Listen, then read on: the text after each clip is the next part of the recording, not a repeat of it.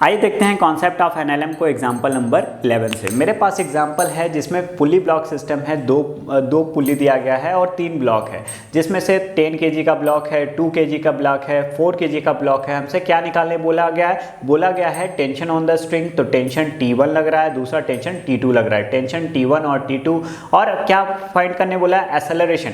अब 4 kg में acceleration A मान लिए, A1 मान लिए हैं, 2 kg वाला में A2 मान लिए हैं और 10 kg वाला में A3 मान लिए।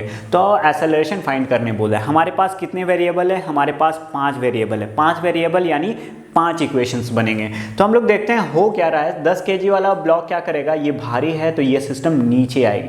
अब नीचे आएगी तो ये 2 kg और 4 kg वाला सिस्टम पूरा का पूरा ऊपर जाएगा। रिलेटिव ये मोशन हो रहा है। तो चलिए हम लोग देखते हैं इसके इक्वेशंस के बारे में। तो इक्वेशंस बनाने के लिए हम लोग क्या करते हैं, हर एक ब्लॉक का फ्री बॉडी डायग्राम बनाते हैं। तो हम लोग पहले 10 kg वाले को बनाते हैं। तो 10 kg का ब्लॉक नीचे क्या लगेगा, mg मास 10 और g का वैल्यू 10 मान लेते हैं। तो 100 न्यूटन का फोर्स लग रहा है। 100 न्यूटन का फोर्स नीचे लग रहा है। ऊपर क्या लग रहा है, ऊपर में लग रहा है टेंशन T1। अब पार्टिकल कहाँ जाएगी, नीचे जाएगी, क्योंकि सबसे ज़्यादा मास किसका है, 10 kg वाला है। तो ये नीचे आएगा। तो नीचे आने के कारण यहाँ पर जो ये फोर्स ज़्यादा आ रहा है तो इसमें लिखेंगे A3। तो इक्वेशंस बनेगा 100 minus tension T1 equal to mass into acceleration.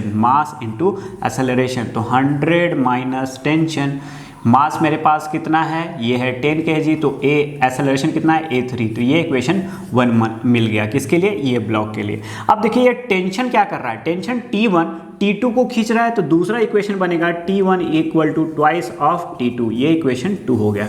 अब हम लोग बनाते हैं 4 kg वाले ब्लॉक के लिए। 4 kg वाला ब्लॉक क्या कर रहा है, नीचे में लगाएगा। यहाँ पे 4 kg का ब्लॉक बना लिए। 4 kg का ब्लॉक में नीचे क्या लगेगा, 40 न्यूटन, mg के कारण 40। ऊपर में लग रहा है टेंशन T2 और बॉडी मान लेते हैं ऊपर जा रही है तो A1।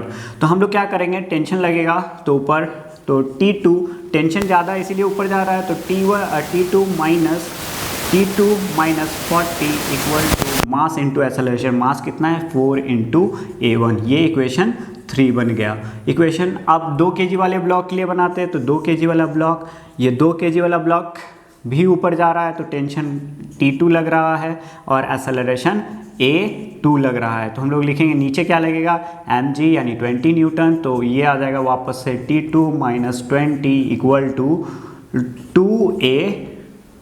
इक्वेशन 4, इक्वेशन 1 2 3 4 आ गया। चौथा इक्वेशन हम लोग का बनेगा एक्सेलरेशन से। अब देखिए ये एक्सेलरेशन A3 लग रहा है। तो ये किसकी एक्सेलरेशन हो जाएगी, पुल्ली की, सेकेंड पुल्ली की। तो हम लोग लिखेंगे, याद करते हैं हमारे पास जो फॉर्मूला था, acceleration of pulley equal to acceleration of A plus acceleration of B/2 constant से। तो यहाँ पर क्या हो जाएगा, acceleration of A3 equal to A1 plus A2/2। तो इक्वेशन बन गया twice of A3 equal to A1 plus A2। ये इक्वेशन बन गया 5।